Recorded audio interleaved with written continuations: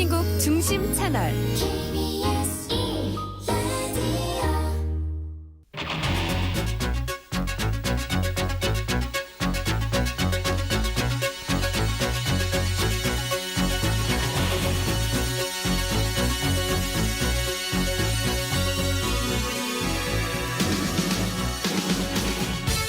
안녕하십니까. 성기영의 경제쇼 아나운서 성기영입니다. 치열해지고 있는 글로벌 반도체 경쟁 속에서 우리나라 반도체 산업의 현주소를 짚어보고 미래 먹거리로 급부상한 AI 반도체 기술을 선점하기 위해서는 무엇이 필요한지 다각도로 짚어보는 시간 이번 한 주간 마련하고 있습니다. 두 번째 시간인 오늘은 AI 반도체 핵심인 첨단 패키징 기술이 무엇인지 알아보고요. 패키징 시장을 선점하기 위한 우리 기업들의 전략 어떻게 가져가야 할지 생각해 보겠습니다. 지난달 서울 아파트 거래량이 급증한 것으로 나타났습니다. 하반기 금리 인하 가능성에 무게가 더 실리면서 매수 심리가 살아날 것이라는 전망이 나오고 있는데요.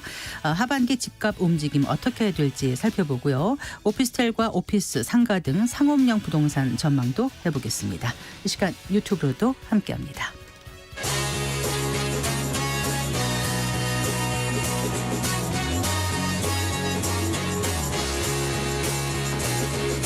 경제 시야를 넓혀드립니다. 투자의 지름길을 안내합니다. 돈 되는 정보를 발견하는 시간. KBS 1라디오 경제쇼.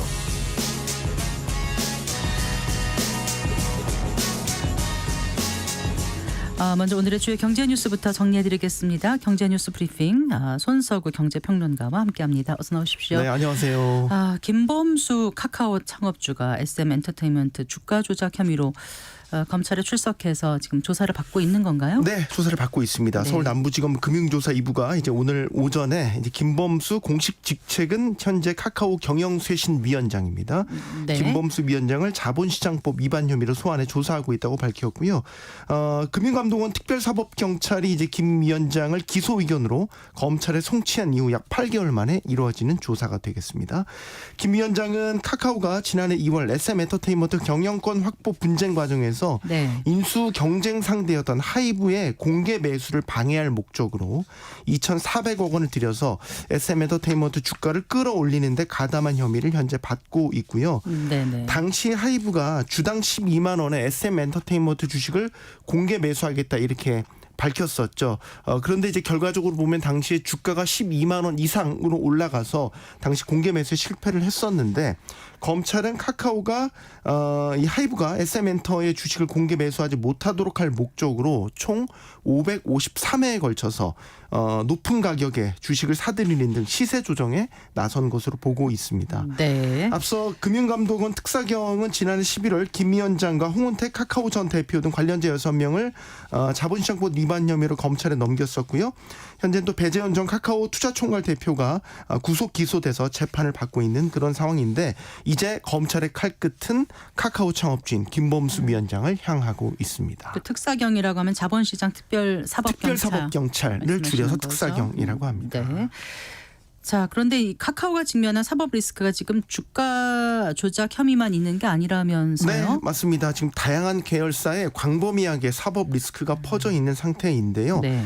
카카오 엔터의 경우에는 2020년에 그 드라마 제작사 바람피처스를 인수했는데 이 인수를 하는 과정에서 당시 이 카카오 엔터 경영진들이 이 바람피처스의 시세 차익을 몰아줄 목적으로 비싸게 매입했고 증자를 했다는 의혹이 있었고 이는 네. 현재 이건 남부지검에서 조사를 하고 있고요. 네. 또 카카오의 택시교통 플랫폼이죠. 카카오 모빌리티의 경우에는 알고리즘 조작 혐의가 지금 있습니다. 즉 자사의 가맹 택시인 카카오 티 블루에 이 승객들이 몰아주기 즉 선점을 할 수 있도록 이른바 콜 몰아주기 사건이 그런 또 의혹도 있어서 있었죠. 네. 네. 이것도 지금 조사가 진행 중이고요. 예. 또 이 가상자산과 관련해서는 카카오의 블록체인 플랫폼 클레이튼이라고 있는데 여기에 관련된 임원들과 또 김 위원장이 횡령 배임 등 혐의로 고발된 사건도 있습니다. 이처럼 광범위하게 사법 리스크에 카카오가 휩싸여 있으면서 지난해 말에는 이제 비상경영을 선언을 했고요. 당시에 이제 대표이사도 교체가 됐고 네.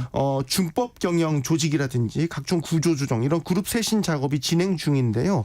이번 창업주 김범수 위원장 소환 조사를 계기로 해서 쇄신 작업에도 영향을 미칠 수 있다라는 전망이 나오고 있고요.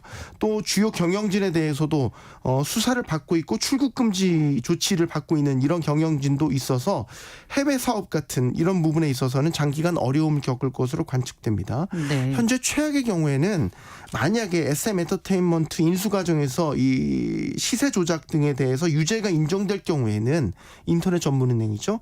카카오뱅크의 일대 주주 지위를 내려놔야 되는 이런 최악의 상황까지 가정을 해야 되는 그런 상황입니다. 네. 자, 그리고 이창용 한국은행 총재가 오늘 국회에 출석했죠. 네. 네. 그 최근 경제 상황에 대해서는 긍정적으로 평가했다고요? 네, 오늘 국회 기획재정위원회 출석한 자리였는데요. 경제 상황에 대해서는 수출 중심의 성장세가 이어지고 있는 가운데 이제 하반기 중에는 내수가 개선되면서 한국은행의 올해 연간 경제 성장률 전망치 2.5%의 성장률을 기록할 것이다. 이런 견해를 밝혔고요.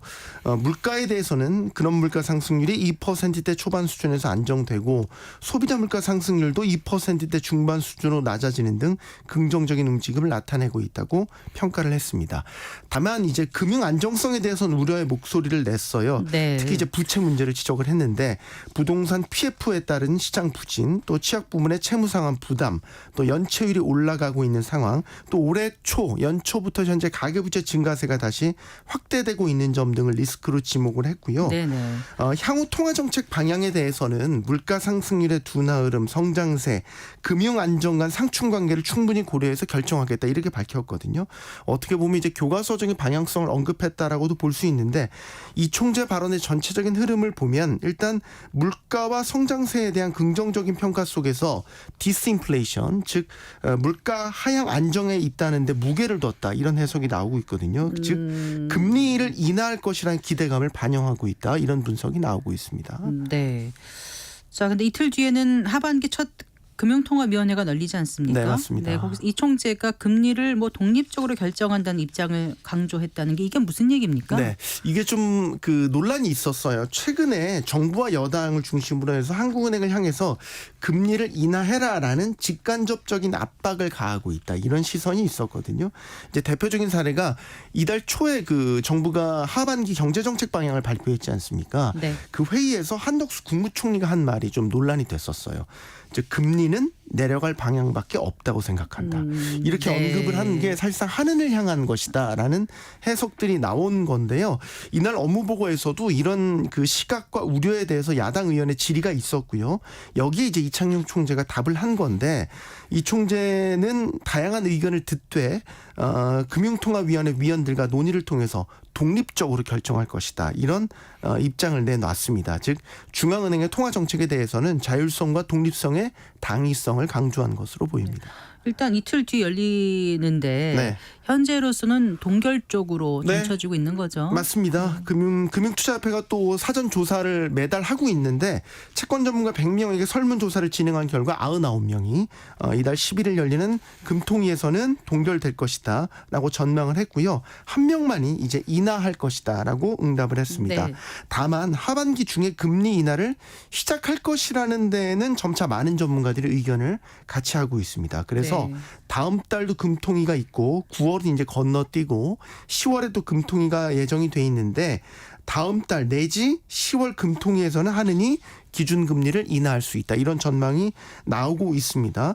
지금 내수 부진이 하반기 경제 운영의 최대 난제로 부상한 상황이죠. 특히 이제 부동산 PF 문제 같은 금융 안정 리스크를 완화하기 위해서라도 하느니 금리를 내릴 필요성이 커지고 있다는 이런 분석 나오고 있습니다. 네. 자, 올 상반기 대기업 집단의 시총 보니까 가장 많이 증가하는 곳이 SK그룹이었다고요? 네, 정작 SK그룹은 지금 비상경영이긴 한데 시총 기준으로 보면 네, 가장 많이 오른 그룹이었습니다.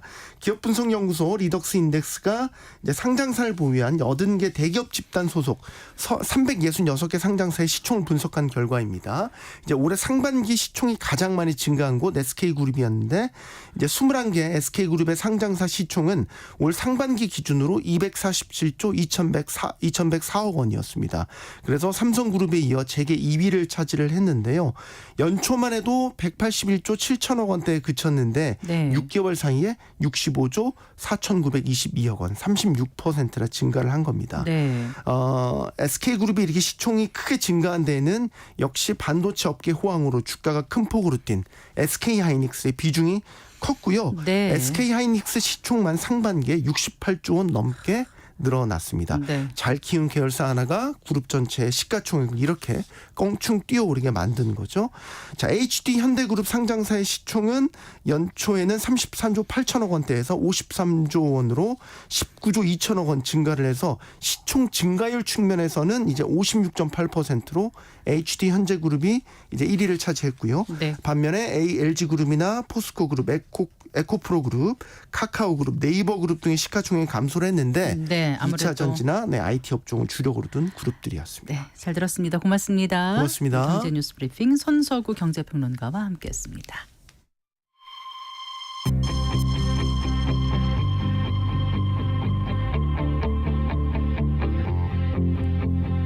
경제 전문가의 원포인트 레슨. 꼭 알아야 할 정보와 이슈를 알기 쉽게 풀어드립니다. 대한민국 경제 고수와 함께 투자의 맥을 짚는 KBS 일라디오 경제쇼. 진행의 성기영 아나운서입니다.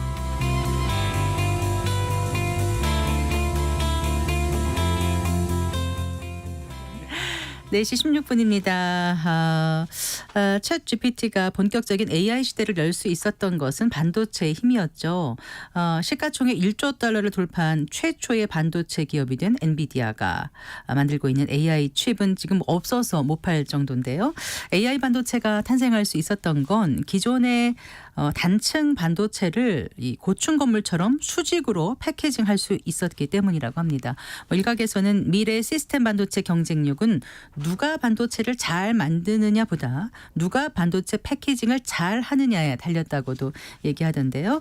네, 이번 주 성기영의 경제쇼에서 마련한 이번 주 성기영의 경제쇼에서 마련한 반도체 특집 두 번째 시간인 오늘은 이 첨단 기술 분야인 그 반도체 패키징 기술이 무엇인지 자세히 알아보고요.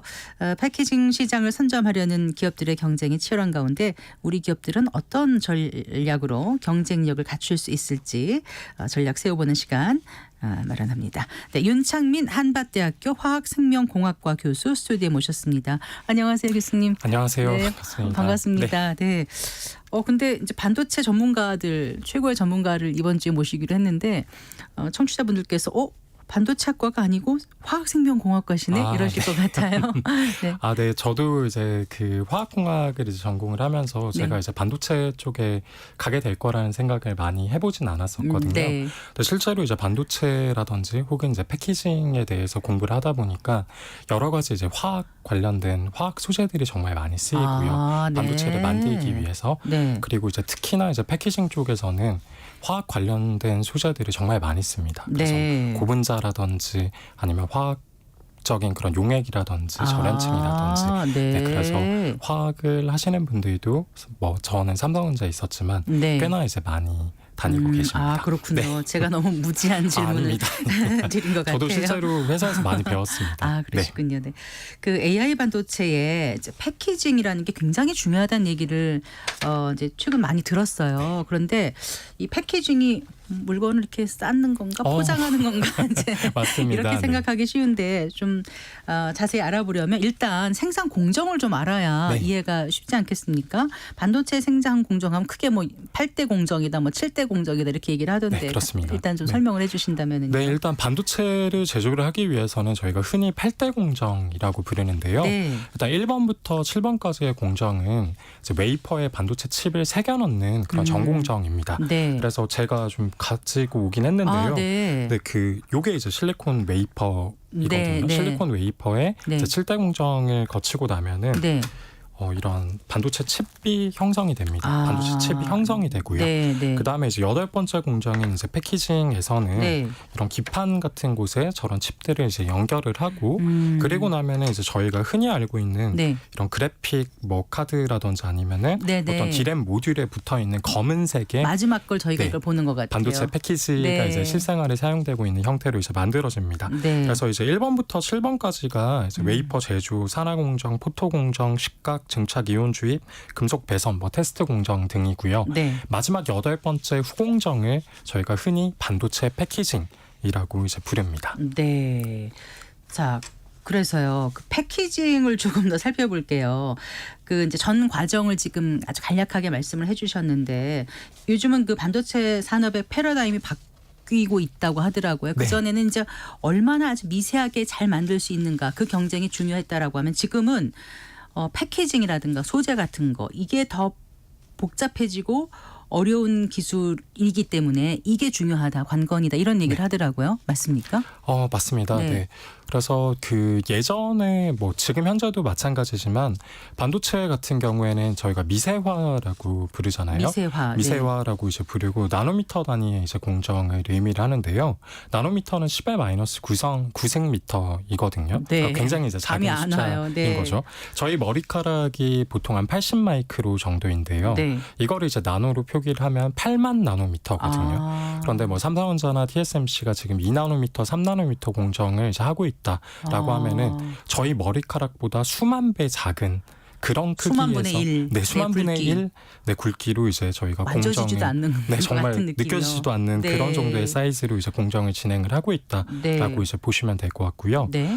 반도체 칩들이 이제 웨이퍼당 뭐 적게는 수십 개에서 이제 많게는 수백 개가 들어가 있거든요. 네. 근데 그 하나의 칩 안에 네. 트랜지스터라고 부르는 소자들이 아까 그 칩 안에. 네, 네. 칩 안에 이제 네. 트랜지스터라고 부르는 소자들이 네. 이제 적게는 뭐 수천만 개, 많게는 수억 개가 들어가 있어요. 네. 그런데 여기서 이제 나노미터 이제 선폭이라고 하면은 그 트랜지스터를 만들기 위해서 배선이 깔려 있는데 회로가 깔려 있는데 네. 거기에 폭이 몇 나노미터이냐, 얼마나 이제 작으냐. 네, 뜻하는 거라고 이제 보시면 되거든요. 그러니까 선폭이 작아야 더 많은 트랜지스터를 새겨 넣을 수 있으니까. 그렇습니다. 네. 네, 그래서 이제 결국에는 이거를 저희가 무할 법칙이라고 얘기할 수도 있는데요. 네. 일정 시간이 지나면은 점점 선폭이 줄어드니까 네. 선폭이 줄어들면 줄어들수록 말씀하셨다시피 이렇게 트랜지스터를 더 많이 새겨 넣을 수가 네. 있거든요. 네.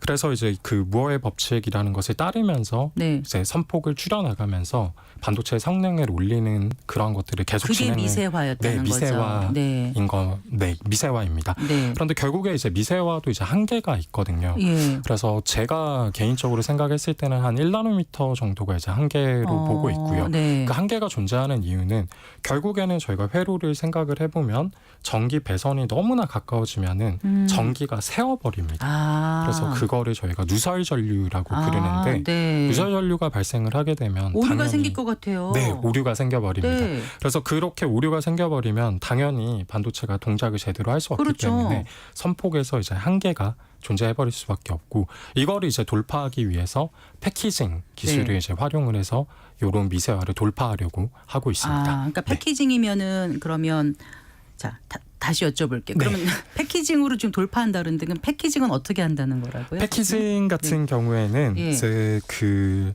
패키징 같은 경우에는 완성된 네. 반도체 칩을 저희가 실생활에 사용을 하기 위해서는 네. 전기를 또 연결을 해줘야 되고요. 네, 네. 전기를 연결을 하기 위해서 이러한 이제 기판이라는 것을 쓰거든요. 네, 네. 그럼 반도체 칩을 하나하나 자른 다음에 네. 이 기판에다가 이제 붙여줍니다. 네, 네. 기판에다 붙여주고요.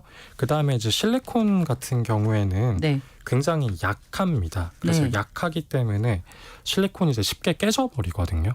그래서 이 실리콘을 보호를 하기 위해서 검은색의 이제 고분자 소재인 네. 에폭시 몰딩 컴파운드라는 것을 위에다 발라주게 네, 되면은 네. 이 반도체 패키지가 이제 완성이 되고요. 네. 이걸 통해서 이제 칩의 정기적 연결 네. 그리고 데이터를 인출을 또 할 수가 있고 그리고 칩이 깨지는 것을 동시에 막는 이제 거죠. 방지를 네. 해주는 게 패키징이라고 보시면 될 것 같습니다. 그러니까 패키징이라는 게 원래 그러니까 그 반도체가 성능을 잘할 수 있도록 하는 그런 후공정을 말하는 거네요. 네, 맞습니다. 네. 그런데 지금 우리가 정말 중점적으로 봐야 되는 거는 단순한 그런 패키징 기술이 아니라 이종 집접이라든가 뭐 그런 맞습니다. 거라던데요. 네. 그 예전에 이제 패키징 같은 경우에는 네.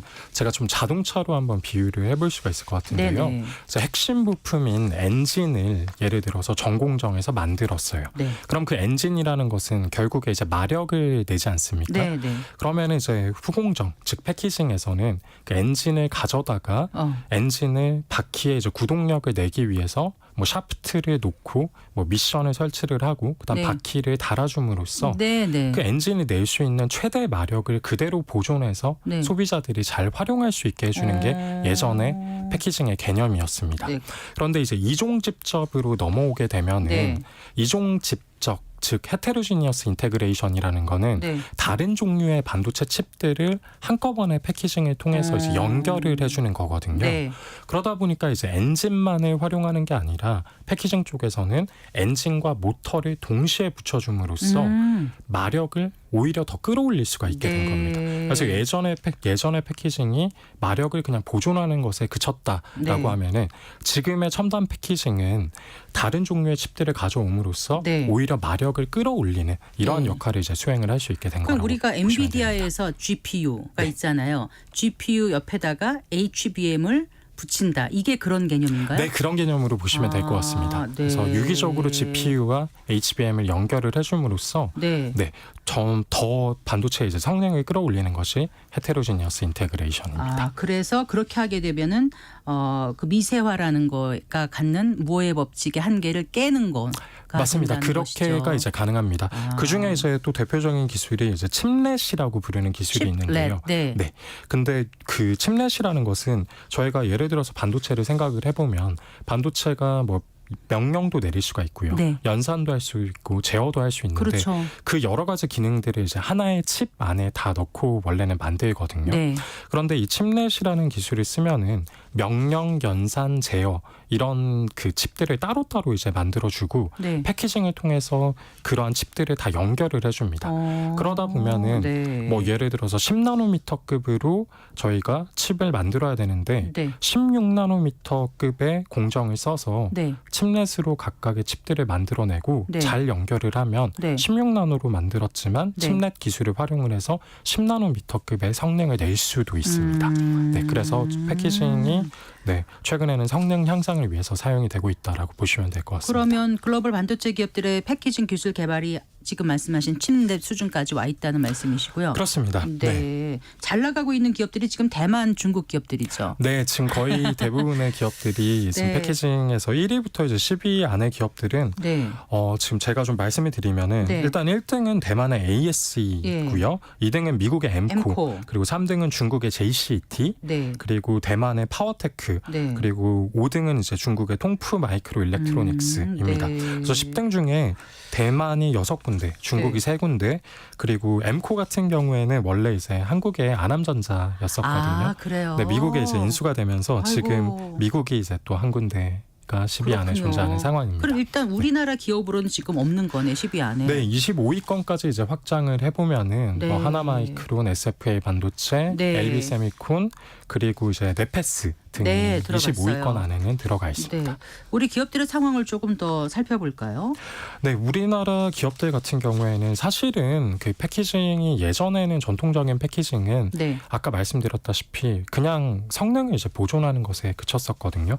그러다 보니까 우리나라가 메모리 반도체 강국이지 않습니까? 그렇죠. 네. 근데 메모리 반도체보다는 사실은 비메모리 반도체 쪽이 시장이 더 크고 조금 더 복잡합니다. 네. 그런데 우리나라 패키징 기업들은 그런 삼성이라든지 하이닉스에서 이제 만드는 메모리 반도체를 외주를 받아서 네. 조립을 하는 것에 의해서 이제 성장을 주로 했었습니다. 네. 네. 그러다 보니까 이제 단순한 이제 메모리 반도체 패키징을 통해서 이제 성장을 하게 되었고요. 네. 그러다 보니까 이제 첨단 패키징, 지금 현재 말하는 뭐 웨이퍼 레벨 패키징이라든가 칩렛 기술이라든가 네. 아니면은 뭐 HBM을 만드는 기술이라든가 네. 이런 첨단 패키징 쪽은 좀 개발이 그 패키징 기업들이 좀 늦었습니다. 상대적으로 네. 덜했던 거예요. 네, 그리고 실제 이런 첨단 패키징은 삼성이나 SK 하이닉스에서 직접적으로 본인들이 이제 패키징 사업부를 통해서 수행을 하고 있는 상황입니다. 네. 그러다 보니까 그런 패키징 혹은 오사트라고 부르기도 하는데요. 네. 국내 오사트 기업들의 좀 기술력들이 첨단 패키징 쪽에서는 조금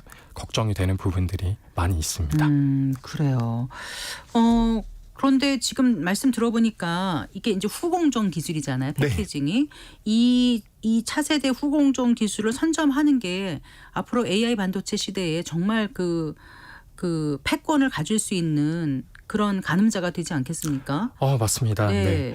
그래서 아까도 조금 전에도 이제 말씀드렸다시피 결국에는 패키징을 통해서 그런 뭐 AI 반도체라고 하면 GPU 네. 그리고 이제 HBM을 연결해야 네, 네. 되는데 HBM 자체가 결국에는 GPU가 어떤 뭐 계산을 하거나 뭐 이렇게 했을 때 네. HBM을 통해서 그것들을 밖으로 이제 내어놓을 수가 있거든요. 네, 네. 실제로 챗 GPT를 이제 활용을 해보시면 네, 네. 이제 렉 같은 게 이제 걸립니다. 사용자가 많이 접속을 하거나 아니면 저희가 헤비한 명령을 이제 내렸을 때 아니면 네. 물어봤을 때 시간이 그런 GPT가 바로바로 답을 내놓지 못하게 네, 되는데요. 그런 이제 바로바로 답을 내놓지 못하는 이유가 메모리 용량의 한계 때문입니다. 네. 그래서 HBM을 많이 달아줘야지만 네. 그런 렉 같은 현상들을 이제 줄일 수가 있습니다. 네. 그래서 HBM을 잘 만들고 HBM의 용량을 늘리고 그리고 또 HBM 안에 이제 어떤 배선들을 늘림으로써 그런 계산의 속도들을 이제 더 빠르게 만들어야지만 그런 렉들을 이제 없앨 수가 있고 AI 반도체는 결론적으로는 이제 다중에 접속을 하게 되고 네. 여러 가지 상황들을 병렬로 이제 계산을 하게 되고 그렇기 때문에 HBM이라든지 첨단 패키징 기술력이 AI 반도체에서 굉장히 중요하다고 볼 수 근데 있겠습니다. 중국의 그 화웨이 같은 경우는 지금 인공지능 그 AI 반도체에 쓰이는 그 HBM 고대역폭 메모리요. 그 하고 어떤 고사양 패키징 기술 개발에 속도를 내서 지금 거의 뭐 자급 체제 네. 구축에 속도를 내고 있다고 하더라고요. 네네네. 네, 중국은 굉장히 열심히 하고 있는 것 네. 같아요.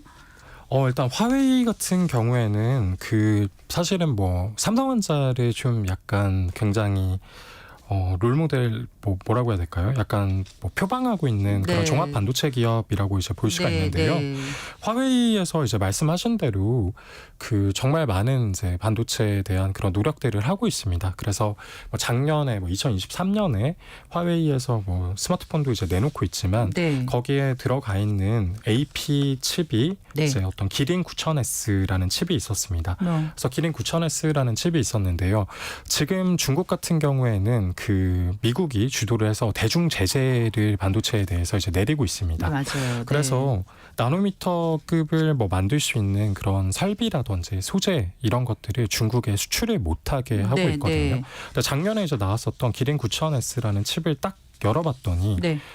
7나노급으로 이제 칩이 만들어져 있었고요. 네. 이런 7나노급 칩을 만들기 위해서는 네덜란드 ASML의 EUV라고 하는 설비가 필수적이거든요. 극자외선. 네, 극자외선 설비인데요. 네. 근데 극자외선 설비가 수출이 되지도 않았는데 네.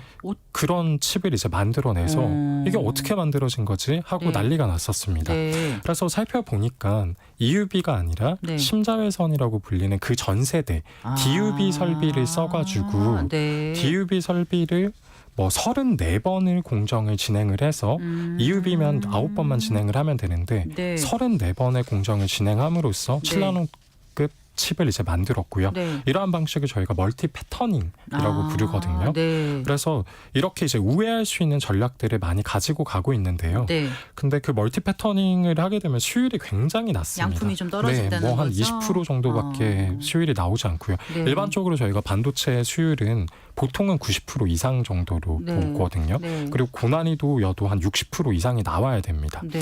그런데 20%, 10%의 수율로 그걸 만들고 있는데 중국 정부의 어떤 지원금이 없으면은 사실은 네. 그게 이루어질 수가 없거든요. 네. 근데 이런 멀티 패터닝을 그 제외하고도 패키징 기술, 뭐 칩넷이라든지 아니면 시스템인 패키지라고 이종 집접을 하는 다른 기술들을 활용을 해서 네. 그러한 이제 대중 제재들을 이제 우회하는 전략들을 많이 활용을 하고 있습니다. 네.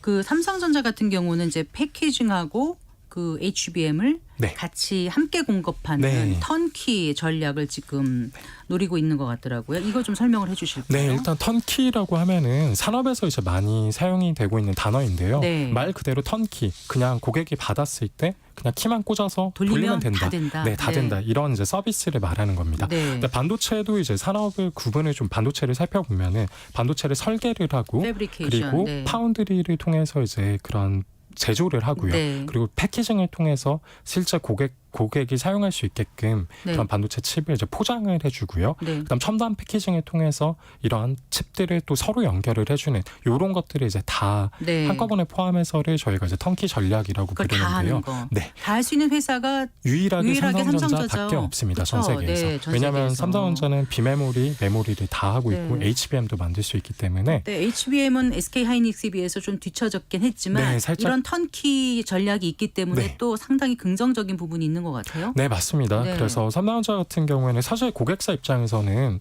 예를 들어서 설계를 뭐 다른 데서 이제 해온 다음에 네. 뭐 TSMC에다가 어떤 AP를 만들어 달라고 하고 네. 근데 또 이런 HBM은 또 SK 하이닉스에서 사오고 네. 그다음 그것들을 다시 받아다가 또 TSMC에서 네. 또 다시 한번 또 걔네들을 연결을 해줘라고 네. 이제 주문을 하면은 네. 굉장히 번거롭고 시간도 걸리고 네. 그리고 공정에서 뭐 최적화나 이런 호환성이라든지 이런 거에 문제가 생길 수 있는데 네. 삼성은 거기에 이제 부탁을 한번 딱 하면은 네. 우리가 처음부터 끝까지 AP부터 해서 HBM까지 다 만들어 드릴게요. 이런 이제 서비스의 관점으로 접근을 하고 있다고 보시면 될 것 같습니다. 자, 아까 HBM에 대해서 보여주셨나요? 아까 HBM은 오늘은 가져오지는 못했고요. 근데 그런 네. 하나를 칩을 다 이렇게 네, 쌓아 네. 올리면 된다고.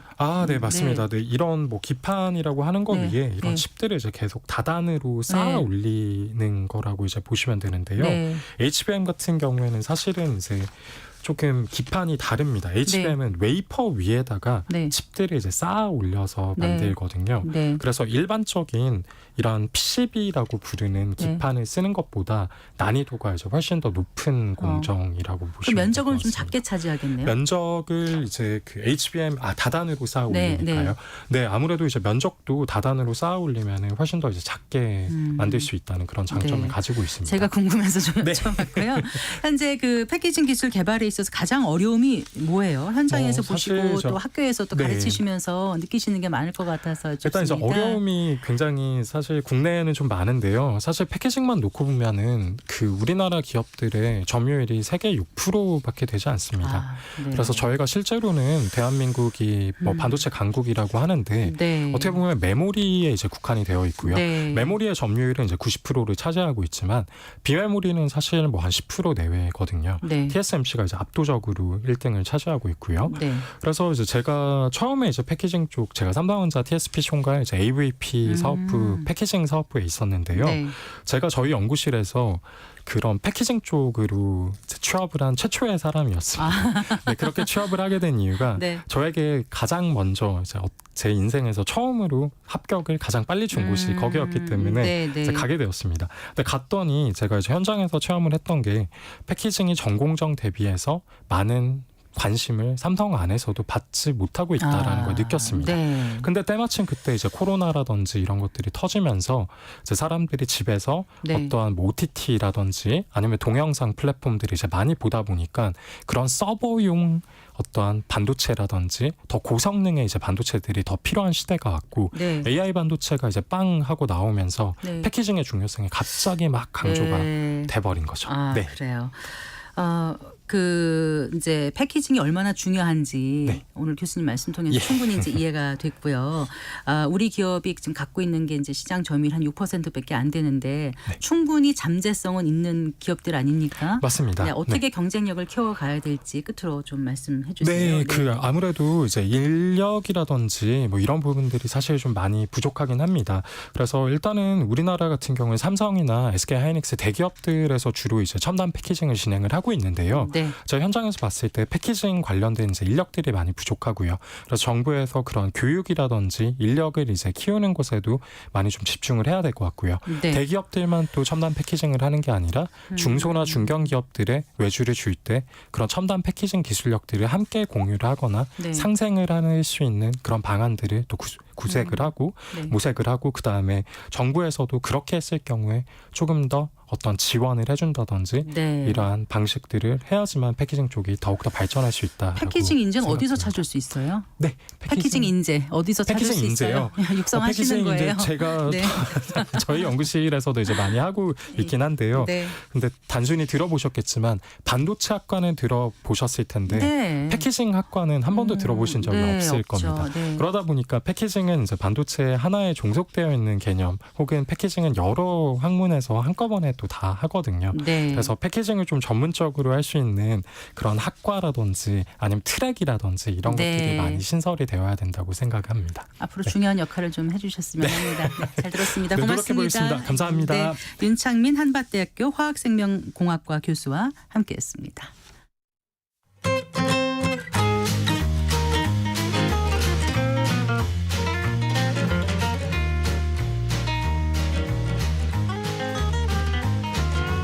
경제 맛집 투자 핫플. 지금은 돈 벌기 딱 좋은 시간. KBS 1라디오 경제쇼.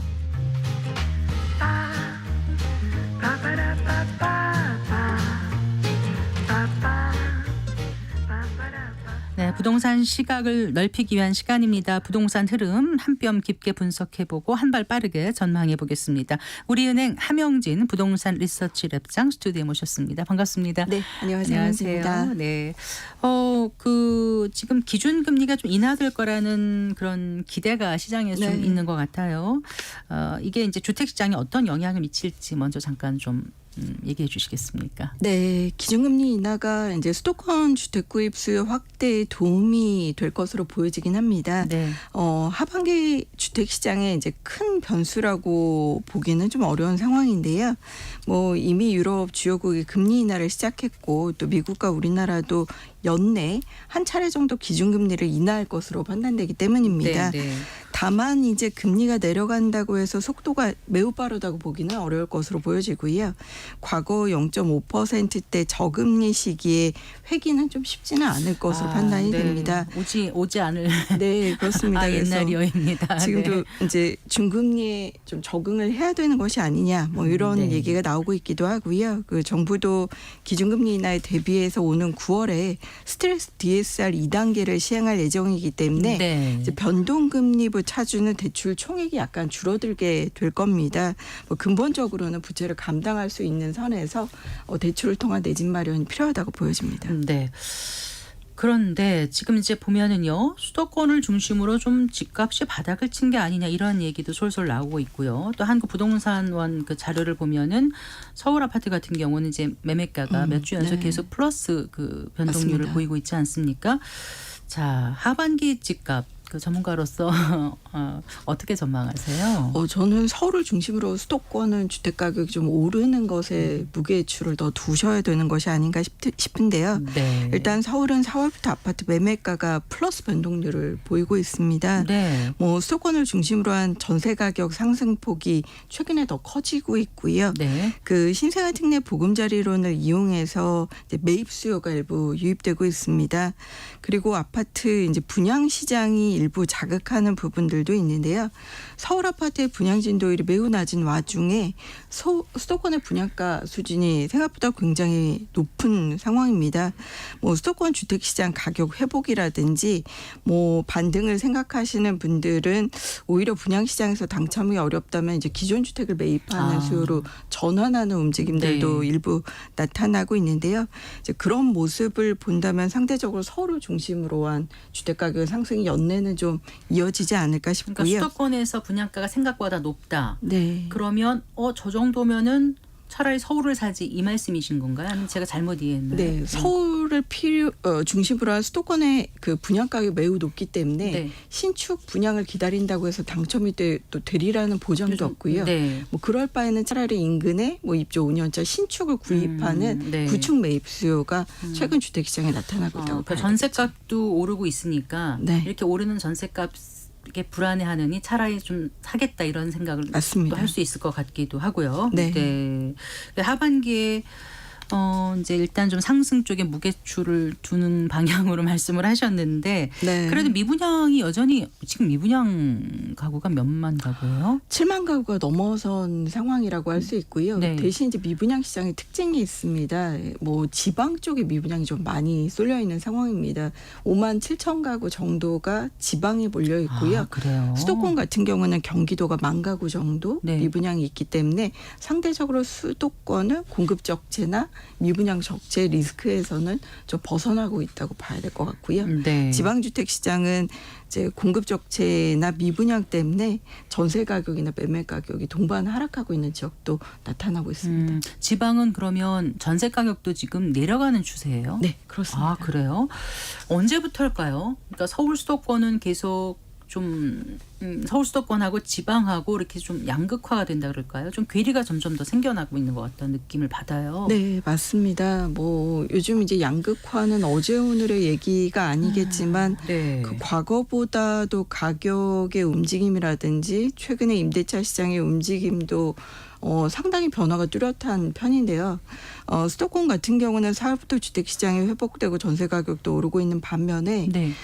지방주택 시장은 이제 공급 과잉 우려라든지 또 입주 물량이 평년에 비해 크게 줄지 않은 상황입니다. 거기에 미분양도 5만 호 가량 적재가 돼 있다 보니까 네. 상대적으로 주택 구입을 선택할 때는 지방보다는 수도권 위주로 선택하고 그렇죠. 있고요. 옆에 미분양이 막 있는데 굳이 뭐 살 필요는 없다고 느낄 것 같아요. 저게 다 소진이 돼야 이제 집값이 오르겠다고 생각하지 맞습니다. 않겠습니까? 네네. 그런데다가 계속 서울 수도권이 오른다고 하니까 그쪽으로 자꾸 눈들을 돌리시는 것 같은데 이게 앞으로 계속 하반기 앞으로도 그런 흐름이 이어질 거라고 보시는 건가요? 양극화는 저는 조금 더 진행이 될 것이라고 판단이 되고요. 네. 특히 그 5만 7천 호의 지방 미분양이 소진되는 데는 좀 시간이 필요하다고 보여집니다. 네. 미분양 주택을 매입하실 때 뭐 주택수에 포함이 되지 않는 여러 가지 세대 특례들이 법이 개정되면서 미분양 주택을 매입할 때의 이점들이 있긴 하지만 네. 소유자 입장에서는 과거보다 금리 수준도 높고 그리고 경제 성장률을 봤을 때 구매 수요가 예전처럼 공격적이지 않은 상황에서 시장의 자산 시장의 사이클이 변했을 때 상승의 폭이 더 높은 지역으로 자산의 선택을 제한하는 움직임들이 나타나고 있고요. 네. 그런 부분으로 봐서는 지방보다는 수도권에 무게를 두시는 분들이 조금 더 많은 것으로 보여집니다. 직접 경험하지 않았다 하더라도 주위에서나 아니면 뉴스나 이런 데를 봤을 때 더 물론 떨어질 때 많이 떨어질 수도 있겠지만 일단 한번 떨어졌다 오를 때도 치고 올라가는 지역을 맞습니다. 사고 싶은 그런 생각을 갖게 되면 양극화가 조금 더 진행될 수도 있겠다 이런 생각이 그렇습니다. 드네요. 그리고 네. 뭐 어쨌든 전국 인구 5천만 중에 2,500만이 수도권에 몰려 그러니까 있기도 집중이 합니다. 너무 많이 돼 있죠. 네, 네, 그렇습니다. 지방 분권 얘기하면서 행정 중심 도시도 옮겨가고 이렇게 했는데 여전히 이렇게 서울 수도권으로 이렇게 집중되는 거는 참 막기 어려운 것 같습니다. 네, 네, 맞습니다. 네. 자, 어떻습니까? 청약 지금 서울 같은 경우는 청약 열기가 굉장히 높은 곳이 있었고요. 하지만 네. 말씀하신 것처럼 지방은 5만 7천 호까지 미분양이 있는데 하반기는 그럼 어떤 또 장이 펼쳐질까요? 그러니까 분양 물량이 어떻게 나오는지가 궁금해요. 네, 일단 분양 시장도 뭐 양극화돼 있는 상황입니다. 서울은 청약 열기가 상당히 이제 뜨거운 상황인데요. 네. 요즘 서울 아파트 1순위 평균 청약 경쟁률이 100대 1을 넘어선 상황입니다. 네. 그리고 뭐 역시 PF 대출 냉각, 뭐 건자재 가격 인상, 또 건축에 대한 원가율 상승, 공사비 급등 이런 문제들 때문에 사실 분양 시장의 수요자들이 많이 대기하고 있지만 공급이 제대로 되지 않고 또 분양가 수준이 고분양가에 따라서 공급 진도율까지 낮은 편이기 때문에 서울 지역 같은 경우는 신축의 희소성이 좀 부각되면서 오히려 서울 지역의 분양의 대기 수요가 많고 네. 서울 분양 시장만 뜨거운 상황이 이어지고 있는데요. 이런 분위기는 하반기까지는 좀 지속이 되지 않을까 싶습니다. 네. 특히 그 서울과 가까운 수도권 남부 지역의 청약 선호가 비교적 좀 높게 나타날 예정이고요. 네. 역세권이라든지 분양가 상한제 적용 주택에 소유자의 관심이 좀 집중될 수 있는데요.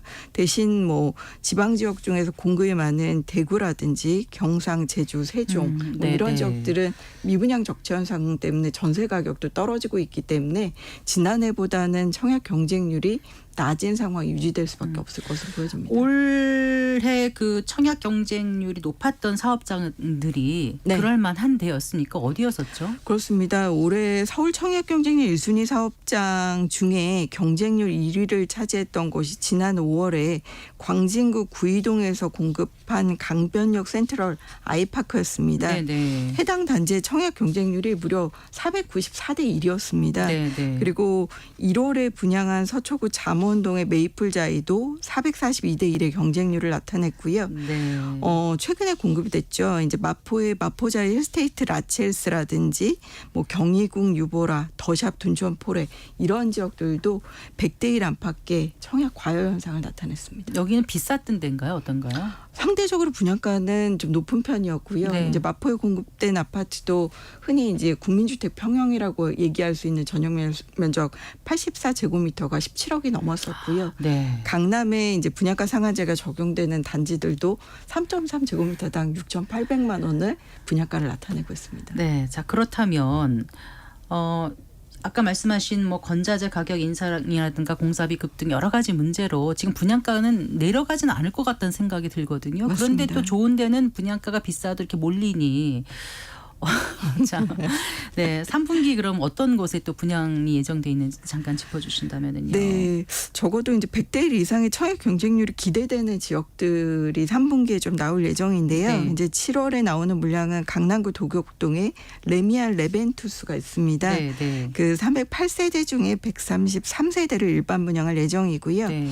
같은 달에 서초구 반포동의 레미안 원펜타스가 1097세대 중에 465세대를 공급할 예정에 있습니다. 네. 그리고 8월에는 서초구 방배동에서 DH 방배가 3080세대 중에 1686세대를 분양할 예정인데요. 뭐 대표적으로 이 지역은 이제 강남권에 공급하는 물량이라 분양과 관련된 청약 대기 수요가 많은 지역이라고 할 수 있습니다. 근데 어느 아파트가 어느 아파트인지 이제는 들어도 모르겠어요. 하도 이름이 길고 복잡하고 네, 팬네임도 많고요. 세 개의 건설사가 같이 짓고 뭐 이래가지고 네, 이제는 맞습니다. 모르겠습니다. 그냥 차라리 반포 아파트, 서초 아파트 이름 찾아가게 되실 텐데. 자, 요즘 청약조도 변경이 많지 않습니까? 네. 네, 어떤 내용이 변경되는지 잠깐 좀 살펴볼까요? 네, 아파트 청약 당첨에 있어서 이제 결혼과 출산이 상대적으로 굉장히 유리해졌습니다.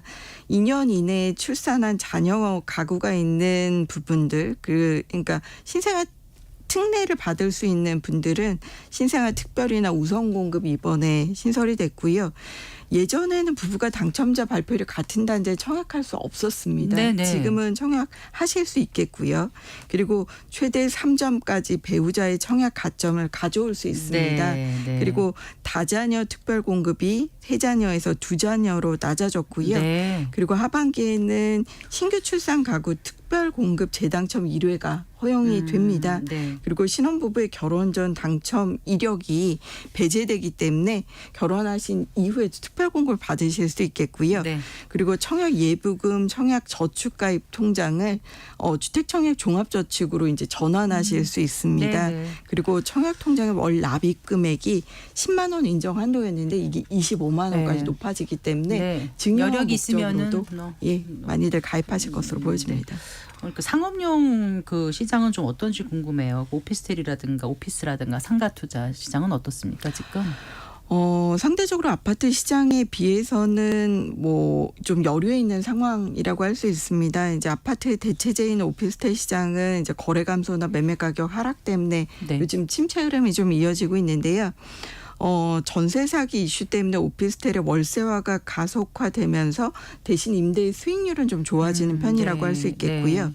뭐 가격이 빠지고 있기 때문에 입지가 양호하거나 가격 경쟁력이 있는 신축 오피스텔 시장들은 좀 역세권 위주로 바라보실 필요가 있는데 가격이 오르고 있다는 기사도 또 네, 봤어요. 오늘. 대신 너무 네. 공격적으로 보시지는 않으셨으면 좋겠습니다. 네.